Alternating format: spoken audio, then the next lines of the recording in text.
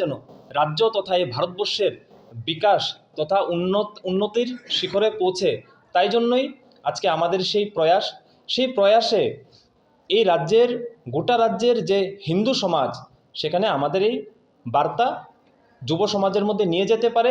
সেখানে আমাদের খেলো কবাডি প্রতিযোগিতার মাধ্যমে সেখানে অংশগ্রহণ করে তারা কিন্তু আমাদের এই কাজকে সেখানে সহযোগিতার হাত বাড়িয়ে দিতে পারে। সেই লক্ষ্যে কিন্তু আজকে আমাদের এই সাংবাদিক বৈঠক।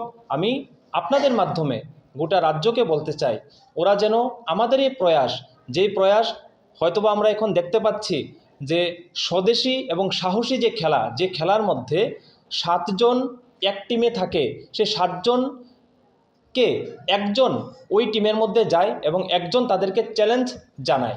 সেখানে পরিলক্ষিত হয় 7 জনের একটা দলবদ্ধ খেলা, একটা ঐক্যবদ্ধতার পরিচয় সেখানে বহন করে। তাছাড়াও যেই একা সেই ঘরের মধ্যে যাবে, যাদেরকে মারার জন্য যাবে, সে একাও তার মধ্যে সাহসী যে একটা পরাক্রমী যে একটা ভাব সেটাও কিন্তু পরিলক্ষিত হয়। তাই জন্যই স্বদেশী সে বার্তাকে আমরা সেখানে জাগরণ যুব সমাজের মধ্যে দিতে আমরা সেই কার্যক্রম হাতে নিয়েছি কেন্দ্রীয় যোজনার অন্তর্গত। এখানে আমাদের মধ্যে পশ্চিম জেলার মাননীয় সভাপতি অপূর্ব কুমার দাস উপস্থিত রয়েছেন। ওনাকেও আমি আগ্রহ করব এই বিষয়ে 2-4 কথা বলার জন্য। এই কার্যক্রম আমরা এই রাজ্য ত্রিপুরার মধ্যে 25 তারিখ থেকে আমাদের শুরু হচ্ছে।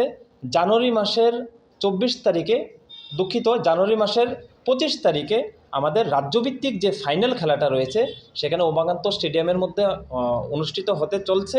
আর এই পশ্চিম জেলার মধ্যে পঞ্চ পরিবর্তন জাগরণ যাত্রা, যেটা স্বাস্থ্য সহযোগী দৌড় এবং প্রতিযোগিতা আমরা সেখানে করতে যাচ্ছি। আগরতলার রাজবাড়ি থেকে সেখানে শুরু হয়ে ক্রমান্বয়ে সেখানে রাজপথ ছুঁয়ে তারপর আবার RMS চমুনি এবং দৈনিক সংবাদ তথা বিদ্যুৎকর্তা চমুনি হয়ে আবার দুর্গাবাড়ি, পুরনো দুর্গাবাড়ি এবং রাজবাড়ি এসে আবার আমাদের এই পরাক্রমী যাত্রা আমরা সম্পূর্ণ করতে চলেছি। সেটা হবে 25 তারিখে, 25 ডিসেম্বর তুলসী পূজনের দিন সে কার্যক্রম আমরা করব। না, সেটা গ্রাম স্তর থেকে সেখানে ব্লক স্তরে আসবে।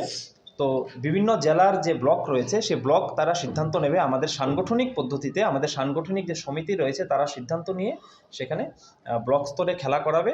ব্লক স্তর থেকে যেই টিম চ্যাম্পিয়ন হবে সেই টিমকে আমরা জেলাতে সেখানে প্রতিযোগিতার মাধ্যমে সেখান থেকে আমরা চয়ন করব একটা টিম। সেই জেলা থেকে আবার